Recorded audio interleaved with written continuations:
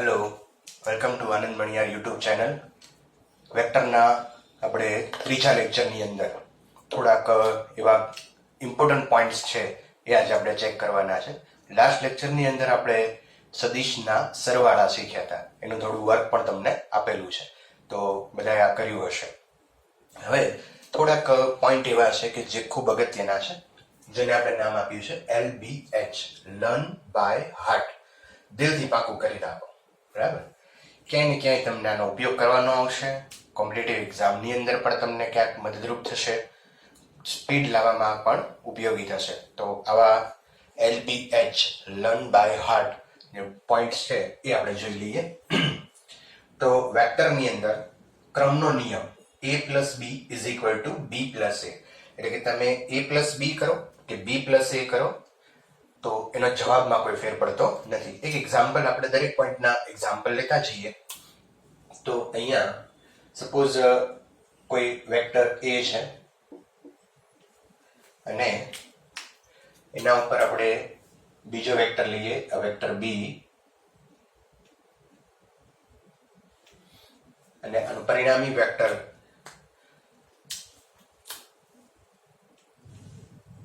A+B,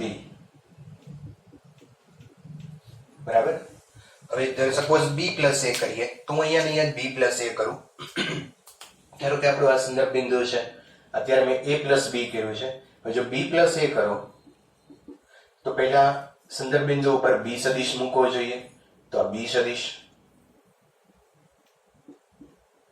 અને પછી એના ઉપર શીર્ષ ઉપર A સદિશ મૂકવો જોઈએ, તો આ A સદિશ, અને A ના શીર્ષ અને B ના પૂછને તમે જોડો તો આ થઈ ગયો B+A. તો તમે જોઈ શકો કે A+B કરો કે B+A કરો, પરિણામી સદિશમાં કોઈ ફેર પડતો નથી. તો વેક્ટરની અંદર ક્રમનો નિયમ છે એ જળવાય છે. બીજો છે જૂથનો નિયમ. A+B+C કરો કે પહેલા A ને B નો સરવાળો કરો અને પછી C નો સરવાળો કરો તો પણ જવાબમાં કોઈ ફેર પડતો નથી. તો અહીંયા આપણે લઈએ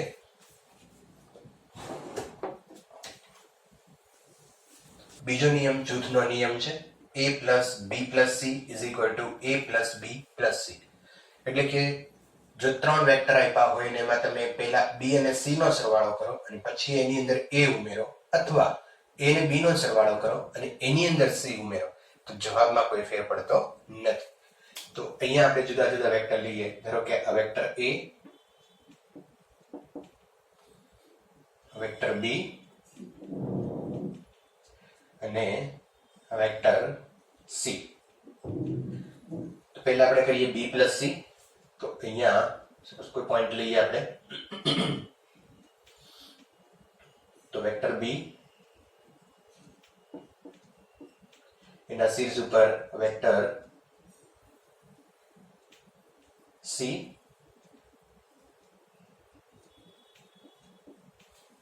B અને C ને તમે જોડી દો તો આ થઈ ગયો પરિણામી વેક્ટર B+C.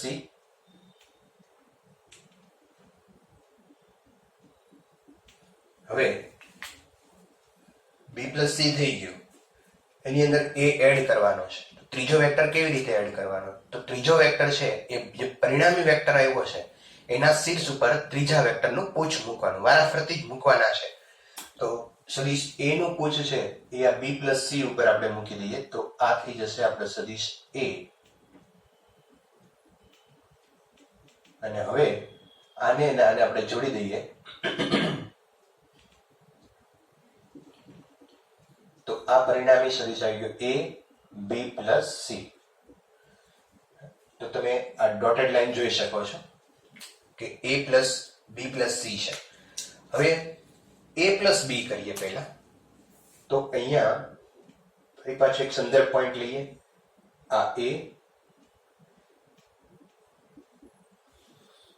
એના શીર્ષ ઉપર સદિશ B, અને આ બેનો જે પરિણામી સદિશ છે એ આ આવશે.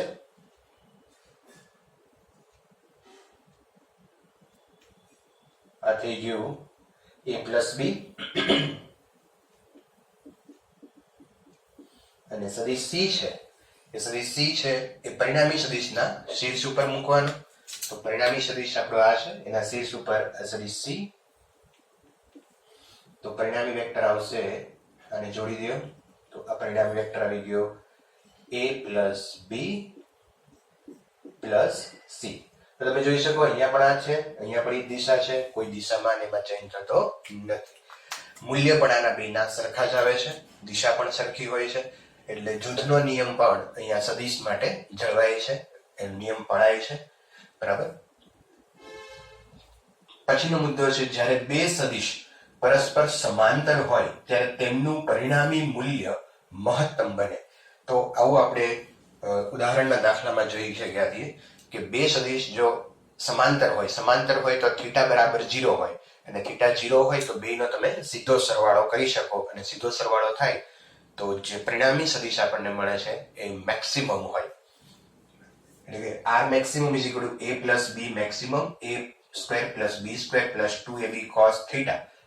બે સદિશ સમાંતર હોય તો theta is equal to 0 થાય, અને cos 0 કરો, cos 0 એટલે અહીંયા ab આવી જશે, તો a square plus b square plus 2ab, a square plus b square plus 2ab ને આ રીતે લખી શકાય a plus b whole square અને એનું રૂટ, તો રૂટ અને સ્ક્વેર કેન્સલ થઈ જશે એટલે a plus b રહેશે, તો a plus b એટલે કે સીધો સરવાળો બતાવે છે. અને એવું આપણે ભણી ગયા કે બે સદિશ સમાંતર હોય તો એનો સીધો સરવાળો કરી નાખવાનો. જ્યારે બે સદિશ પ્રતિ સમાંતર હોય તો આપણે જોઈ લીધું છે કે બે સદિશ પ્રતિ સમાંતર હોય એટલે કે એકબીજાથી 180 ડિગ્રી એ હોય તો એની સીધી બાદબાકી થઈ જાય. તો અહીંયા a square plus b square ખૂણો જે છે એ 180 ડિગ્રી થશે, બે સદિશ એકબીજાને પ્રતિ સમાંતર છે. તો cos 180 ની કિંમત લાસ્ટ લેક્ચરમાં આપણે વાત કરેલી છે -1. તો -1 કરો તો અહીંયા a square plus, તો અહીંયા આવી જશે આવું a square plus b square minus 2ab. બરાબર. તો આને તમે આમ લખી શકો a minus b whole square અને એનું પાછું રૂટ. તો a minus b આ સંજ્ઞા માઇનસ ની બતાવે, પણ એ એવું બતાવે, તફાવત બતાવે કે મોટામાંથી નાનું બાદ કરવું. તો બે સદિશ પ્રતિ સમાંતર હોય તો સીધો કન્સેપ્ટ યાદ રાખશું કે એની સીધી બાદબાકી થાય. બરાબર છે. આગળ જઈએ આપણે.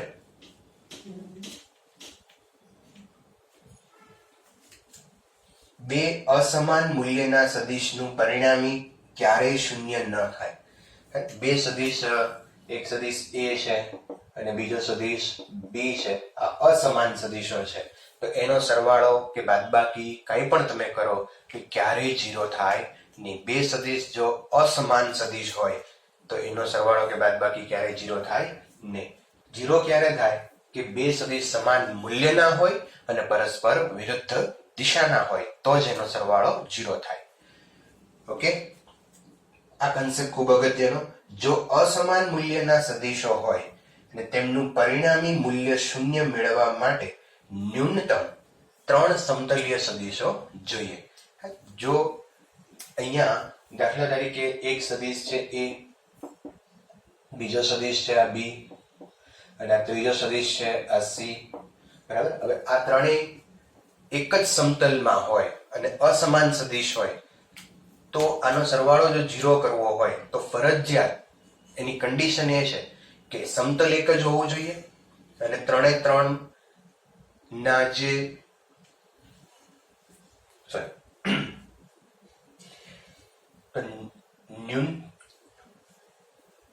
અહીંયા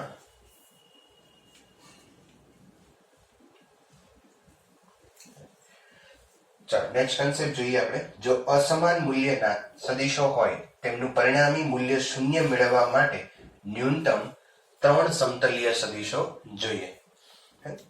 એટલે કે જો તમારે 3 સદિશ હોય અને એનું મૂલ્ય 0 જોતું હોય તો કમ્પલસરી આ સમતલીય હોવા જોઈએ, એક જ સમતલમાં હોવા જોઈએ. દાખલા તરીકે અહીંયા હું બતાવું કે આ સદિશ a, આ સદિશ b અને આ સદિશ c.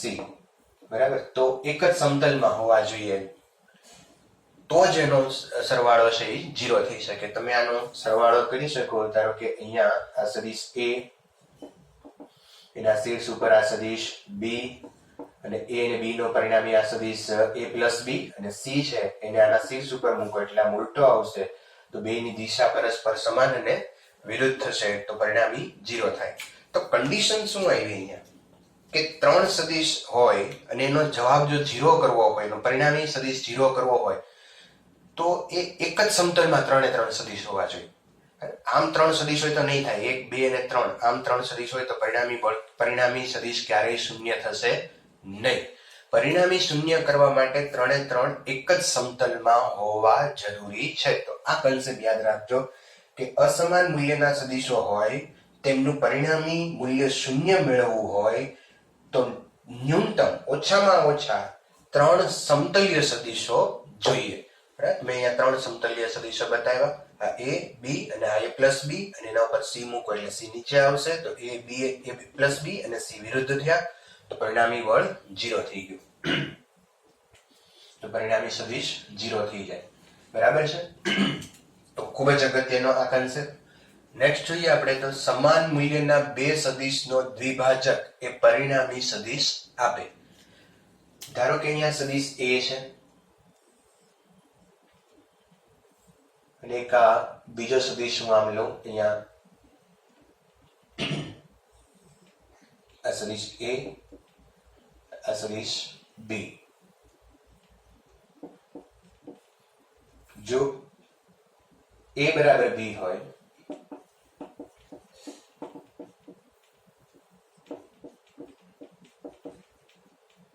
તો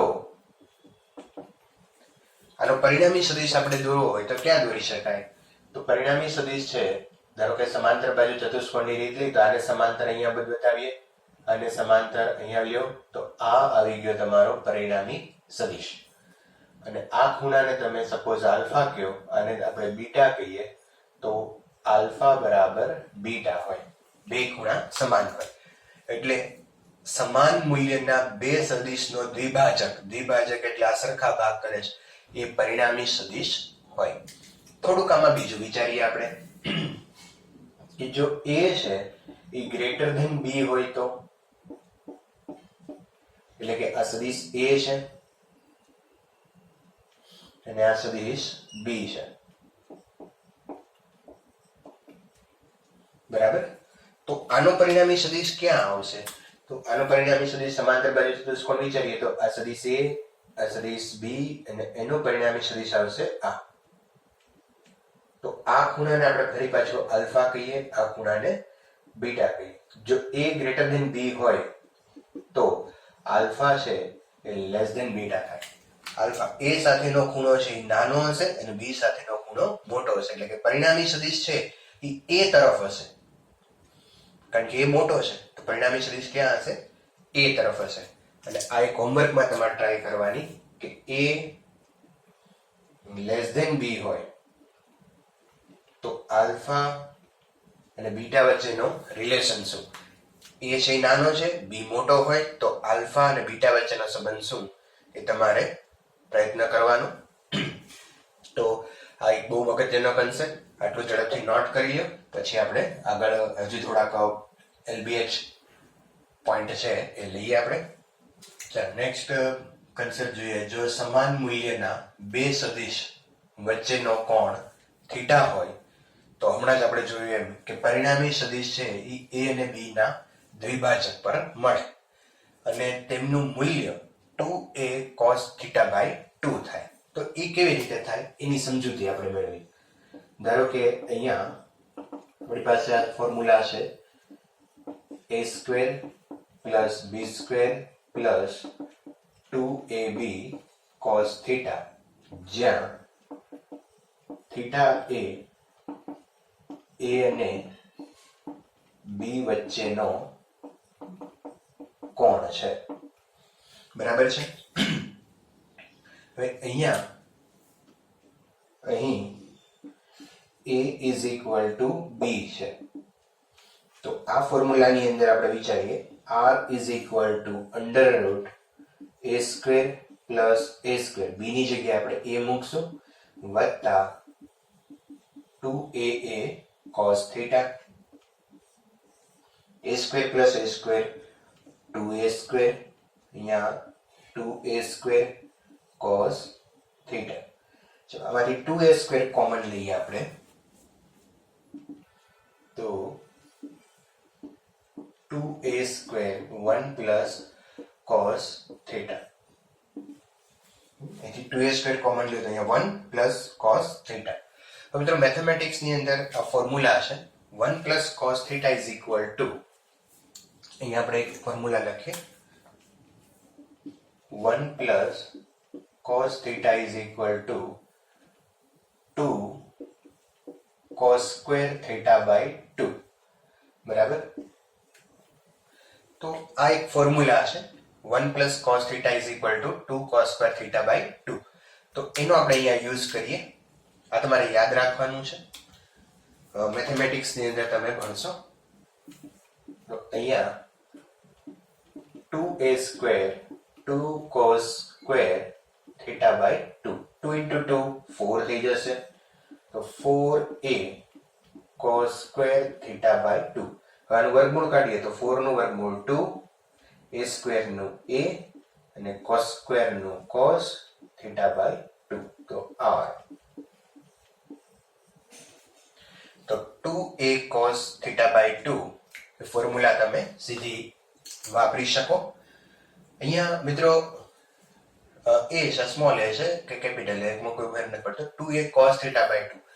તો આ ફોર્મ્યુલા તમે ક્યારે વાપરી શકો કે જ્યારે a અને b બંનેના મૂલ્ય સમાન હોય તો તમે આ ફોર્મ્યુલાનો સીધો યુઝ કરી શકો, જ્યાં થીટા છે એ a અને b વચ્ચેનો એંગલ છે.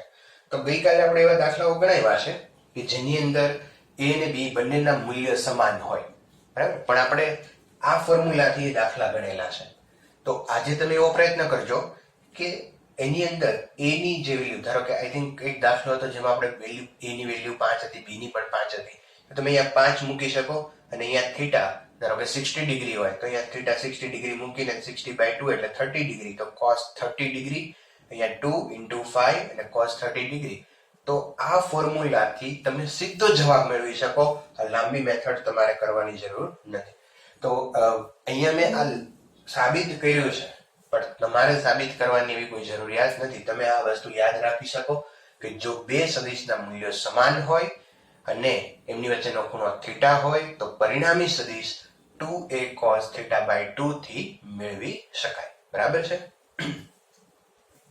નેક્સ્ટ કન્સેપ્ટ લઈએ આપણે. બહુકોણમાં બધા જ સદિશો સમાન ક્રમમાં એવી રીતે હોય કે જેથી છેલ્લા સદિશનું શીર્ષ પહેલા સદિશના પુચ્છ પર સંપાત થાય તો પરિણામી સદિશ છે. તો અહીંયા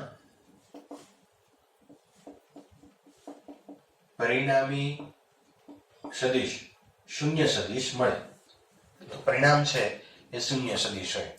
અને એની જ રીતે અહીંયા નીચે બીજો શબ્દ એમાં થોડોક આપણે ફેરફાર કર્યો, પણ કન્સેપ્ટ એક જ છે કે જો n સહસમતલીય સદિશો સમાન મૂલ્યના સમાન કોણ પર ગોઠવાયેલા હોય તો તેઓનો પરિણામી હંમેશા શૂન્ય મળે.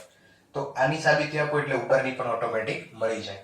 કે ધારો કે અહીંયા એક સદિશ છે, અહીંયા એક બીજો સદિશ લઈએ આપણે, આ એંગલ છે એ ધારો કે હું 60 ડિગ્રી લઉં, બરાબર. અહીંયા એક ત્રીજો સદિશ લઈએ આપણે, અહીંયા એક ચોથો સદિશ લ્યો, અહીંયા એક પાંચમો સદિશ લ્યો અને આ એક છઠ્ઠો સદિશ, બરાબર.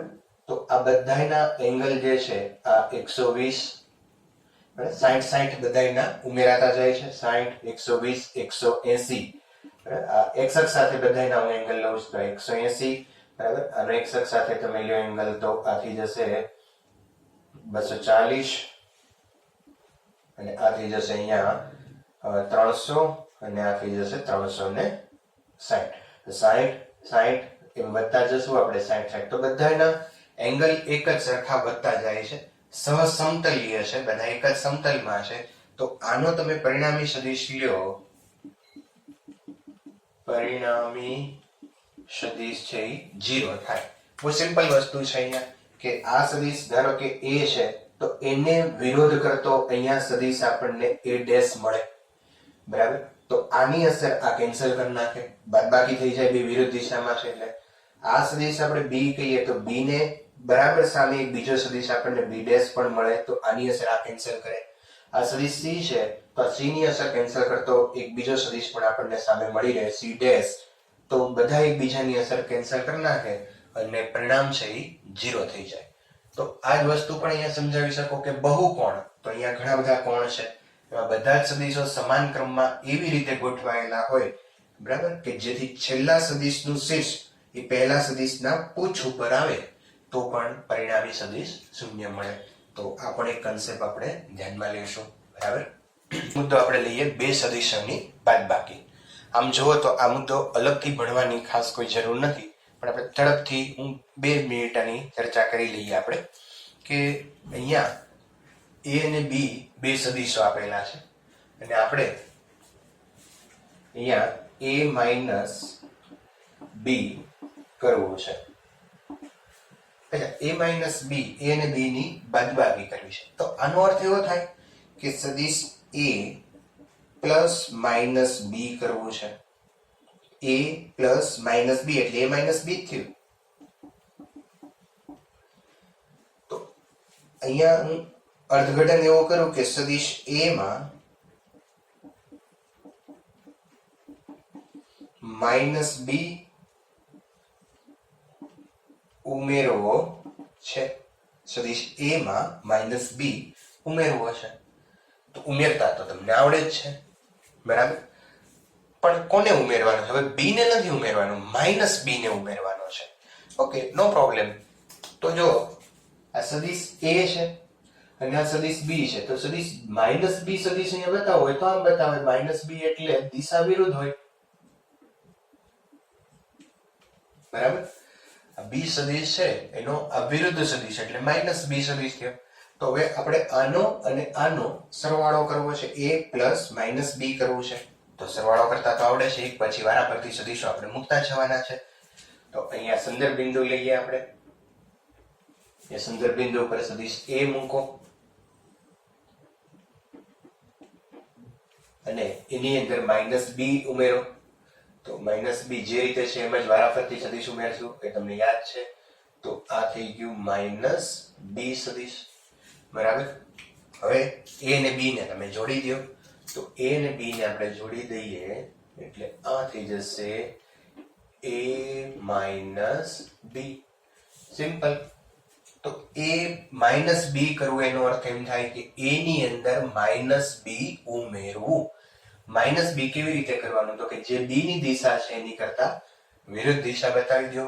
મૂલ્યમાં કોઈ ફેરફાર નહીં કરવાનો, જેટલું મૂલ્ય આનું છે એટલું મૂલ્ય આનું લેવાનું, બરાબર.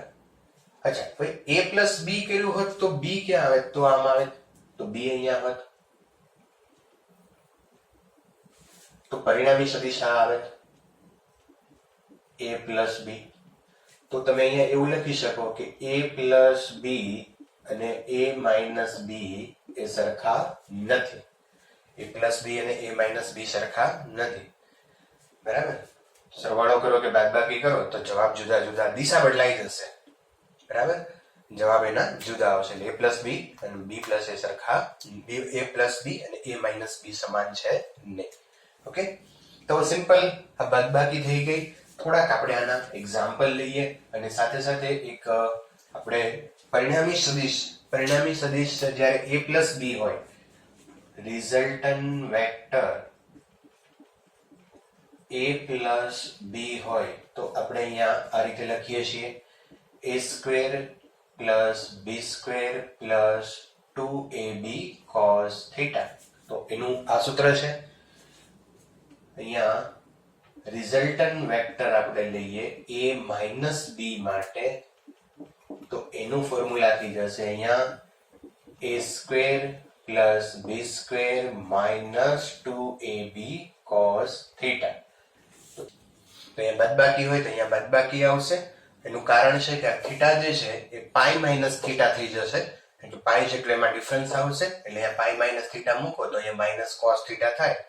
ફોર્મ્યુલા છે મેથેમેટિક્સ ની અંદર કે કોસ, આ એક ફોર્મ્યુલા છે pi minus theta, that is cos theta, એટલે માઇનસ આવશે. પણ તમે એ માથાકૂટમાં કદાચ ન પડો તો ચાલશે, કોઈ પ્રોબ્લેમ નથી. a પ્લસ b હોય તો a square plus b square plus 2ab cos theta, અને a માઇનસ b હોય તો માઇનસ 2ab cos થીટા આવશે. આના એક બે પ્રોબ્લેમ આપણે સોલ્વ કરીએ એટલે વધારે ક્લિયર થાય. આની અંદર બહુ ટાઈમ આપવાની જરૂર નથી, કારણ કે આમ જોવા જાવ તો એક પ્રકારનો આ સરવાળો જ છે, કારણ કે એની અંદર તમારે બી ની બદલે -b ઉમેરવાનો છે. જે b ની દિશા છે એની કરતા વિરુદ્ધ કરી નાખો. ઓકે,